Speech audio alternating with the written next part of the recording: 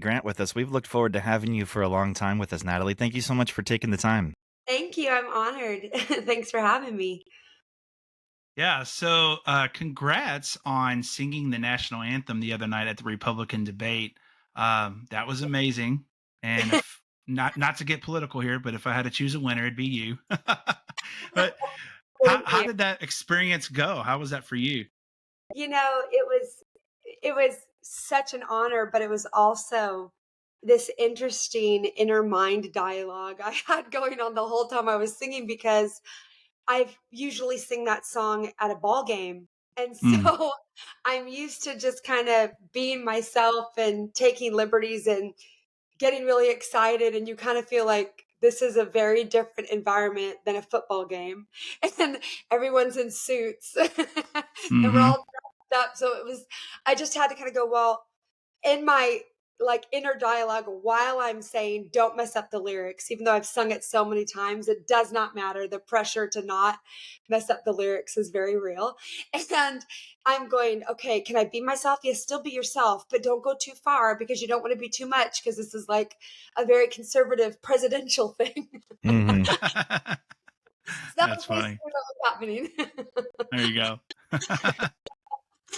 Well, so Natalie, what we like to ask our first-time guest, and I think most of our listeners are going to know of your music, but we like to kind of we've heard you say in interviews and other places how much you love Christian music and how much it's been a part of your life, even before you were singing. So, how did you get your start in the Christian music, I guess, Oh, industry? goodness. Well, yes, I have been a lifelong fan of Christian and gospel music long before I ever even dreamed that I would be doing it for a living. I was born and raised in Seattle, Washington, where it's not really a hotbed of Christian anything. Mm, And mm. I was raised in the church though, and like I often say, it's easy to kind of talk about these places in the country that are, not very Christian or super liberal. But I have to be honest, I'm really grateful for it because it made me very sure of why I believe what I believe at a really young age. I moved to the South and I was like, it's going to be like summer camp every day. Everybody loves Jesus. And I'm like, wait, just because you have a lot of religion does not mean you have a lot of relationship with Yeah. Jesus. Mm. But Hmm. that's a side. Um, but I have loved Christian music my whole life. It's first of all, my parents only allowed me to listen to Christian music. So that was part of it. But then I ended up loving it. And, that was like back in the day where you went to the Bible bookstore and you waited for a new record to come out. And like you could go into the listening center with your big Yeah, we had the headphones and like same life. We listen. had the same life. And you waited for it. You were like, "Oh my Yes. gosh, the new White Heart record is out, and I'm gonna go Right. put on my headphones." And I'm like. And so, or I don't know if you guys did this, but like you would wait for your favorite song to come on the Christian radio station, and you had a boom box, and you would record the Yep. song. Yeah, Put absolutely. you would put tissue in the little you would put tissue in the tape, the cassette Yes, tape to record it off the radio. Yeah. yes, yes. So you get my it. And so the way I got my start, honestly, was just singing in my local church. And I'm truly a local church girl. I never thought I would go into Christian music professionally. I'm older. And so like it was pre American Idol or The Voice. Like Mm, kids didn't grow up with this idea that you could just be a professional singer. right. At least I didn't. And so I went to a Christian university. I was studying elementary education. I thought I was going to be a first grade teacher. And then there was a singing group that had been around for like 30 years, like rotating members called Truth. And I don't know Hmm. if you remember who they are, Hmm. but they came through my church in Seattle and did a concert.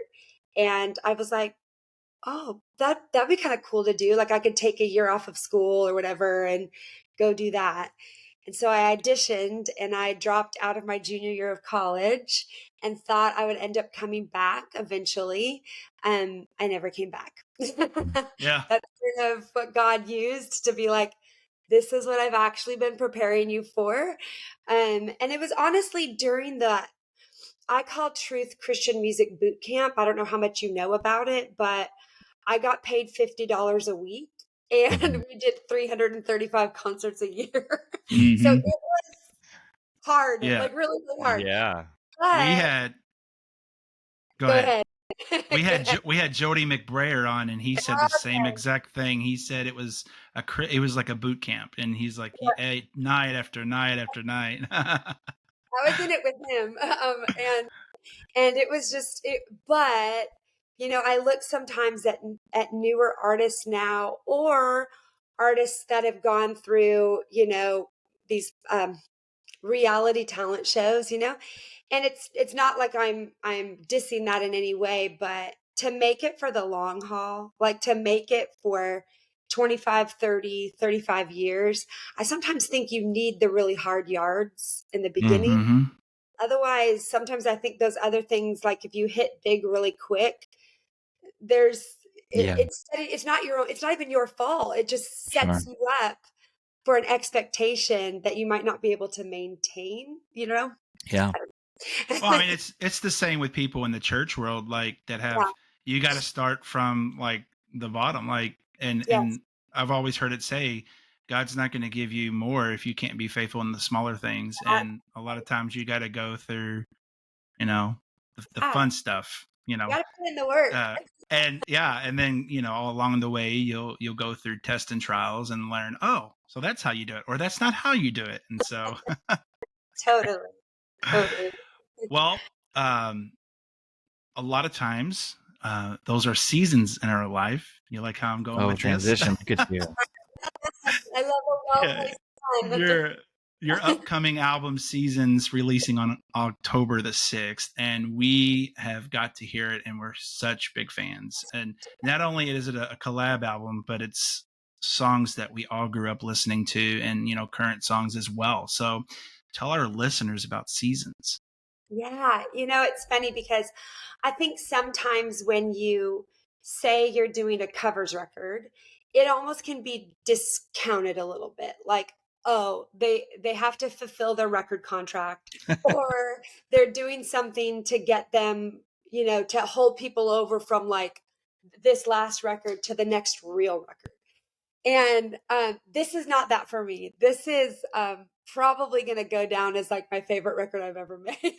And one, it is because I'm such a fan of Christian music, like truly a fan. I still geek out going to any awards show where I get to hear people perform. I'm still a fan, and I still listen to Christian radio, and I still love it. And I get sad when people have to be a little bit too cool to admit that, Yeah. Yeah. Um, to me, it's everything. So this is like my favorite record I've ever made.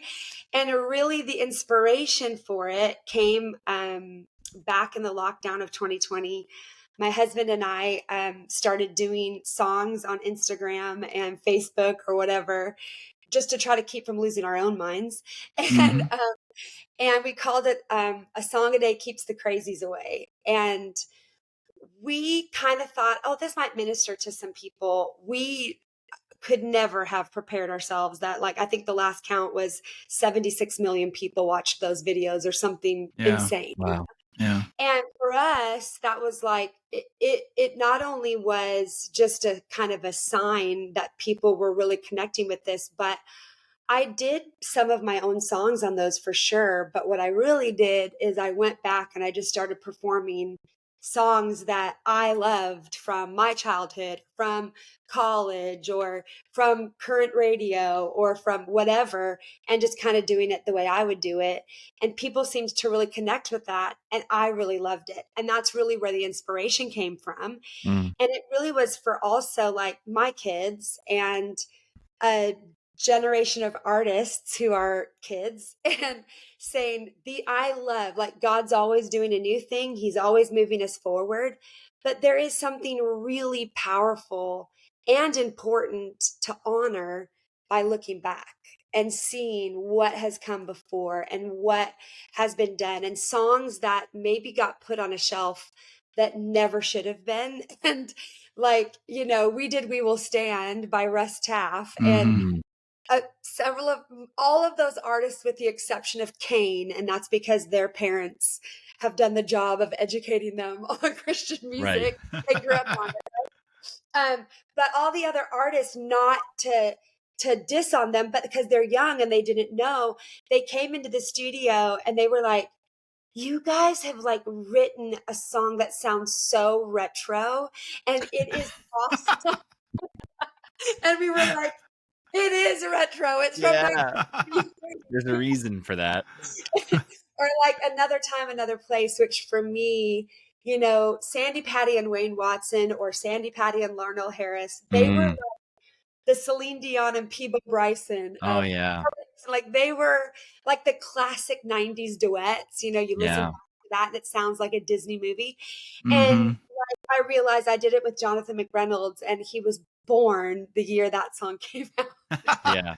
Hey, I'm Or glad you I was did thinking that. of Sandy Patty and Mark Lowry, There another you good go. duet Yeah. from the 90s, Uh, it's funny you say that because I one time was leading worship in like a youth event, and towards the end of our worship time, I sang "He Is Exalted," Twyla Paris, and Yes. so I just kind of sang that, and afterwards, this young guy came up to me and he was like, "What was that last song? Like, is that like?" I think he was like, "Is that Bethel or is that Jesus Culture? Like, who is that?" And I was like, "Oh man, let's talk." I was It like, "We need to talk, man." influenced them for sure. But no, and I think that's just been the part. I mean, and obviously it's a very eclectic group of songs. I mean, I don't know anybody, even though I'm a little bit even older for saying that I grew up, with this song on my playlist, but I don't know a Christian music kid of the last like 30 years that didn't have Shackles on a playlist. You know what I mean? It's like Hmm. Shackles made everybody's playlist, and it didn't matter whether you were white or black, or didn't matter. Like it wasn't genre specific. And I felt like Mm, that was one of the first songs that brought gospel into CCM. And they've never remade that song and ever, because they didn't need to, because it was still cool all Right. these years later. But I just thought, I mean, I'm just gonna ask, and like the worst thing they could do is say no, right? But they mm, Right. said yes. I was like, everybody, other people have covered this song, but no one's covered it with the Marys. And so like Bernie, by the way, I didn't say, but he's my husband, and he produces and writes so Hmm. much Christian music and produces my stuff. And so he ended up going back to Warren Campbell, who produced the original, and they co-produced it together. And I don't know, I don't think you can improve on the original, but it's pretty awesome. Yeah. yeah. Awesome. So Sound like as good as they have ever sounded. And so there's just some really fun, very eclectic mix of songs. My Tribute, which is an Andre Crouch song, like Hmm. yeah. my mom, like I can remember sitting in the living room, like playing with my dolls, and my mom making dinner, and that record on vinyl is spinning, and that's like my parents' song. Mm, And so I think there's just like all these different moments, but they really are all connected because they're from different seasons of my life. So, mm. and I can already tell you, like, I don't even care because I'm 51 and I've been doing this stuff for 25 years. So I don't really care if it's cool to do another one, but I'm for sure doing it. Like, I already have a whole other list. I'm like, oh my gosh, why didn't I do I when you forgot about that. Oh my goodness, Uh-huh. yeah. are up See, against? that's what we were talking about as well. After we heard it, I said, I'm like, I could do a whole Russ Taff covers record, like, yeah, because he's so influential to me. yeah, yeah. So, being a fan of Christian music for a long time, who are when you were younger, before you were singing in church, even like who were those earliest like influences? Like, when did you start to fall in love with music? Like, who were those bands and groups that you were listening to? So, because I'm the youngest of five kids, I would at first listen to what my siblings listened to, and they loved a group called the Archers. Okay. And that was in the 70s, which I'm looking at you too and saying that's before your time. And, and so that was like 70s, early 80s. And like my family all just came to Nashville to visit, and we were out at the pool and rocking the Archers on our pool playlist. And we were like, they were like so ahead of their time. Like it was like certain, like almost like it was really cool. You should go back and listen to the Archers because they were amazing. Mm-hmm. So I love the Archers. I loved second chapter of Acts because Oh Matthew yeah. Ward. Um, Matthew Ward was the first time. See, as a little girl, I always leaned towards gospel, and Mm. there was just something about gospel singing that just I identified with. I don't know if it was just the emotion or the way they threw their whole selves into a song, but I was always drawn to that kind of music. And Matthew Ward was like the first white guy I heard sing like like Stevie Wonder. I was like, And wait, he could how sing. he could sing, like Yeah. sing. So my little childhood, it's that. Then as I got into my teenage years, it was, Brian Duncan, Fred Hammond and commissioned. It was the Allies, if you know who they are. That was Bob Carlyle originally was the lead Mm-hmm. singer called the Allies. And the Allies were also ahead of their time. They were amazing. I loved Whiteheart. Um, This I this is the love soundtrack of our childhood right here. You're literally listing off all the cassettes and 8 tracks that we had growing up. Now, Natalie, who do we have on, Jesse? I forget, but they told us that Bob Carlyle sang back BGVs for the probably going to get who sang it wrong, but Guns N' Roses, I think, the Girls, Girls, Girls song. this is truth. Okay, That yeah. was When one they of told us those, that, I was like, "What?" yeah, that was one of those facts of Christian music Right? that would you don't know, and it's like, that's amazing. Right? It's like the mind Yeah. blowing emotion. Yeah, that was the very first like real tour where my face was on a poster. It was in 1999, and it was for I opened for Bob Carlyle. That's so And cool. it was Yeah. like Butterfly Kisses era, so it was a really good tour. It set me up like all of them were going to be that Mm-hmm. good. I was like, oh, I have to go back to a 15-passenger van. And then the other greatest influence on my life and continues to be the first concert I went to, I was 11 years old, and it was her and her brother at that time, and it was BB and CC Winans. Oh yeah. Had a record called Heaven, and I just remember going, I'm pretty sure CC Winans is like the fourth member of the Trinity. Like Yeah. she's like at CC. And it's so funny because in the last few years, she's had this real kind of not a resurgence because she never went away Right. in Right. gospel, but in CCM, she had Mm-hmm. this song, and all of a sudden, like these kids are like, "Oh my gosh, have you heard of this artist named CC Winans?" Yes, I have. I've Yeah. been copying her my whole life. Yeah. Yeah. It's like kids in youth groups will say, "Man, Toby Mac is awesome," and I'm like, "Yeah, but he was also in a band called DC Talk. Who are they?" And I'm like, "Oh, Right, mercy." right. Oh. Well, Yeah. speaking of, Cece's I was gonna say Cece's she's a legend, and I was gonna say, speaking of music legends, you decide to cover a song by Whitney Houston, Yeah. Step by Step, and then not only are you covering a song, by Whitney, but then you decide to do it with Dolly. So I mean, it's like just go for it, Natalie. I mean, that's awesome. What's it like covering a Whitney song and then doing it with Dolly Parton? Well, I mean, honestly, I just have these moments where I'm like, what is even my life? Because that song, the reason I chose that song is because it was from a really kind of like very pivotal season in my life. I had just moved to Nashville. And of course, I moved here. I got a manager first, and then I moved to Nashville. And he was like, we're going to get a record deal, like 99% of the rest of Nashville. And I didn't get a record deal right away, but I had to pay my rent and eat.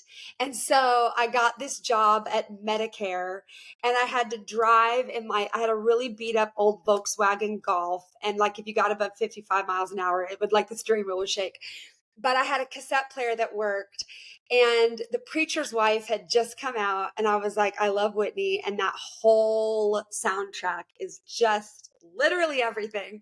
But I would listen to Step by Step at 7 a.m. on my drive from my apartment to Medicare.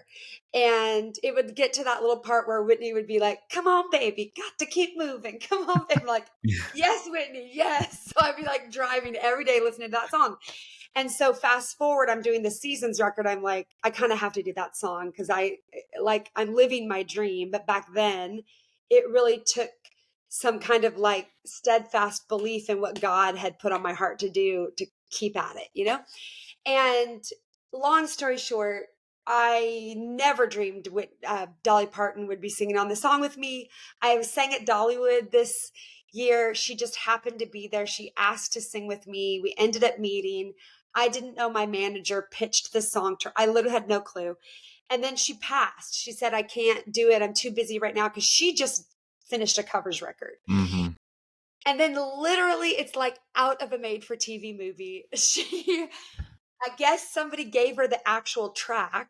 And 3 weeks later, she wrote me a letter on Dolly letterhead. It says Dolly in hot pink across Oh, the that's top. awesome. And she asked to be on the song. She was like, Mm. I don't know if you found somebody to do this yet, but this song is so good. It just keeps ringing and calling me back. And if there would still be a place for me, I would love to.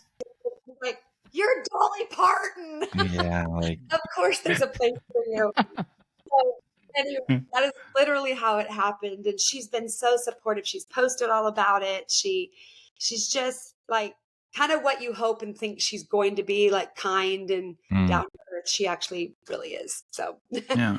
that's how that happened. And then she's singing a Whitney song after Whitney sang I Will Always Love You. It's like that's so cool. Mm-hmm. pretty cool. Yeah, that is cool. Well, Pretty we're cool. really looking forward to this album. I mean, all your collabs, Corey Asbury, Tasha Cobbs, and one special song that my wife, her one of her favorite love songs is "Make You Feel My Love," and so I let her hear it, your version with your daughters and your mom. That is so special, Natalie, and love, love, love, love that version Thank of you so yours. much. Thank you. It's kind of just a quick story. I do think that moms and dads will. I know Bob Dylan wasn't thinking about moms when he Right. wrote that song, but my daughters, we were on a family vacation, and my daughters were telling me about this really their favorite Adele song, and I was like, "That is not an Adele song." Like, Nope. kills it, and I love her version, but let me actually play you the song. It's a Bob Dylan song. And so we played it for them when we were talking about why they liked Adele's version. And I was like, well, I love it too. And we talked about, but I saw all three of them across the back seat singing those words, you know, I'll go hungry, I'll go black and blue, I'll go crawling down the avenue. There's nothing I wouldn't do to make you feel my love. And I start crying, and they're like, Mom, what is going on? I'm like, this is exactly what I would say to you. Like, Yeah. a mom's heart to her kids. And so the rest is history. Yeah. It's a parent song. It's a perfect mom to her kid's song. Yeah. Yeah. Well, we're really looking forward to it. So Thank you so much. Well, Natalie, our listeners really enjoy when we have a first-time guest on. We do a segment of favorite things where we mention a category, and you let us know what your favorite thing is in that category. Kind of gives our listeners a chance to get to know you a little bit more. Things that you're typically not going to talk about on the radio necessarily. So this is a little fun thing we do. We'll start with an easy one, though. Do you have a favorite food? Oh, yeah, it's really pedestrian. Pizza. If I had to, if I was on like a deserted island, I had one thing to eat, I could only pick one thing, it would be pizza. I was never wrong. It's just always right. I'm a Are youth you pastor, so the amounts of pizza that I consume in a week is higher than average. Me too. I love pizza. Are you one of the ones that put pineapple on your pizza?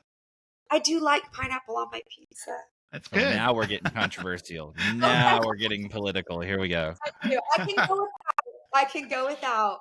But I can go with too. Yeah.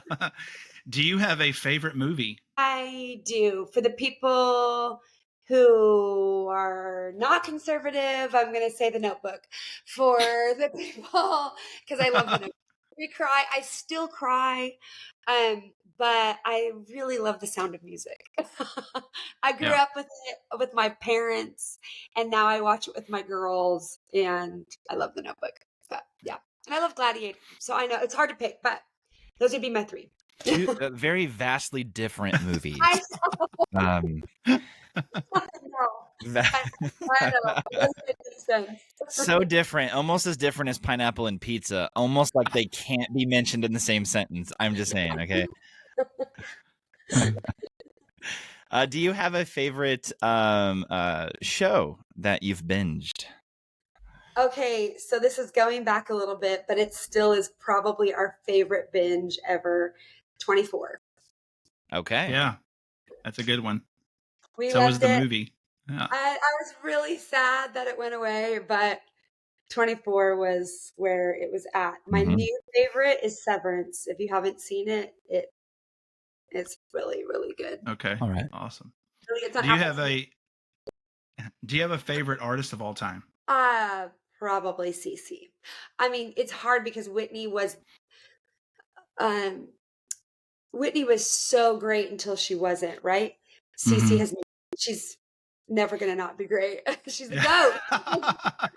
Yeah. She's And the she goat, listens to our podcast, so it's good that you said her. and it's not just her music; it's her. It's how her character, how she's carried her life through Yeah. her family and ministry. So she's my favorite. Yeah. Yeah. Do you have a dream duet? I just did them all. Yeah. You're like, yeah, that's literally what Seasons is about. Yes. Only other duet that now going, okay, I did Cece, I did Tasha, I did Dolly. Like if now if I had to pick one, and I think you guys would never be able to ever guess it, but it would be Brian McKnight. Okay. Ooh, Yeah. that would be a I'd good like to one. hear that. I think he can just really, really sing. And he was like like my husband and I's like tape. Yeah. Yeah. Or relationship tape. That was him. Yeah. Well, I mean, you need to start making another list because you said you're already kind of thinking about the next one. So, I I'm on mean, go ahead and put them on the list, you know? He's on it. Do you have a go-to ice cream flavor? Salted caramel. All right. How about a favorite podcast? Oh, I mean, without a doubt, you guys are right at the top of the list. Well, she did read the email we sent earlier. Ah. Perfect. All right. How could I possibly choose others? But come on, how can you do better than three guys? Even though I know there's only two on here, but three Yeah. guys who love That's funny. Do you have a favorite Bible verse? I do. It's hard, so I'll give you two things. My favorite chapter of the Bible is Romans 8. And I don't say that the message is a study Bible because it isn't. I view the message like I view a song, like a Mm. lot of my artist songs are based off of scripture. It's a Mm. creative interpretation of a Bible verse. But the message, Romans chapter 8 in the message, will literally transform you. It's incredible. So, Romans chapter 8. And then probably if I had to pick a favorite verse, it's 1 Peter 5:10. The God of all grace, after you have suffered a while, will strengthen, perfect, establish, and settle you. Yeah. Yeah. Can we leave that middle part out though? I really like that verse, but it's the whole I after you know. stop for a while, that's Oh, the after part you that suffer. that's the gut I punch, know. right? I'm sure that's that mandatory part. Yeah. It's the Yeah. process, right? It's how it Yes, Yeah. happens. the process for sure.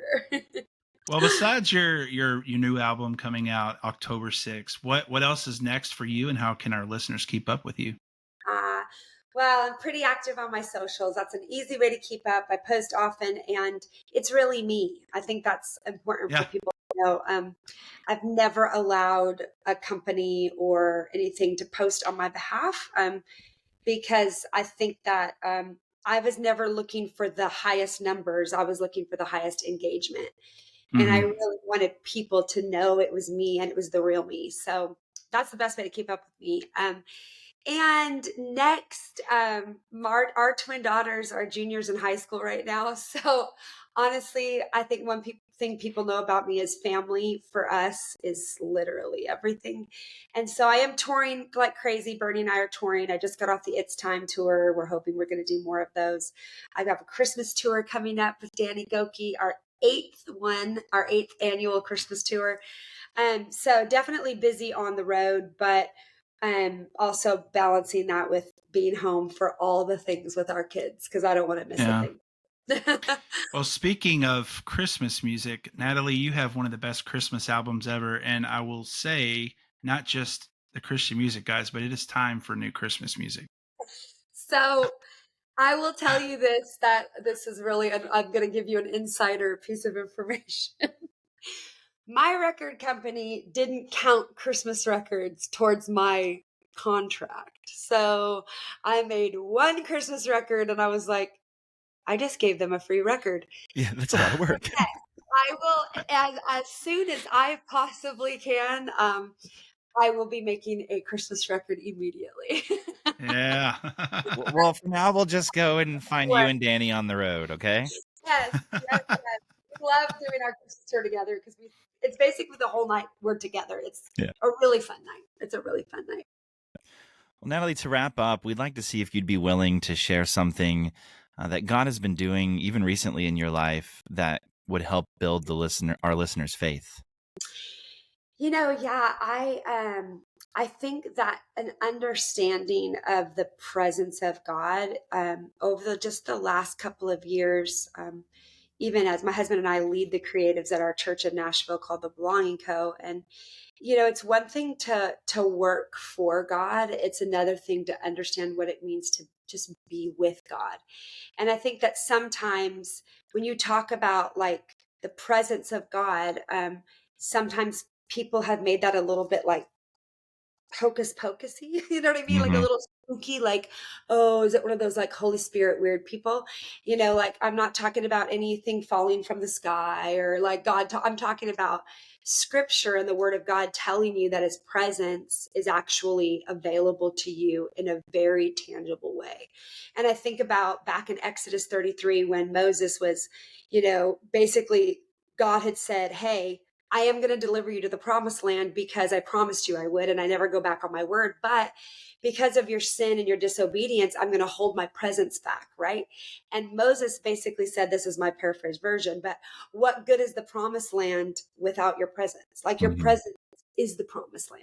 Yeah. And then he prayed this prayer. He said, show me your glorious presence. Yeah. And I think that if we began to pray that one thing every day, God, in my workplace, show me your glorious Yeah. presence. In my fear, show me your presence. In my doubts, show me your presence. In my family, show me your presence. That is a prayer God's going to honor every time because you're praying according to his will. He wants to show you his presence. He wants you to realize that he's with you in every moment. Yeah. And I think that sometimes we quote that verse without actually understanding the real life implications of the actual tangible presence of God being with us. And I think that changes everything. Mm. That's really good. Really good. Thank you, Natalie, so much for chatting with us this afternoon. And we've already texted Brian McKnight, and he should be calling you. I mean, to set this up. It's a joy to Yeah. a joy to Yeah. talk to other Christian music fans like me. Yeah.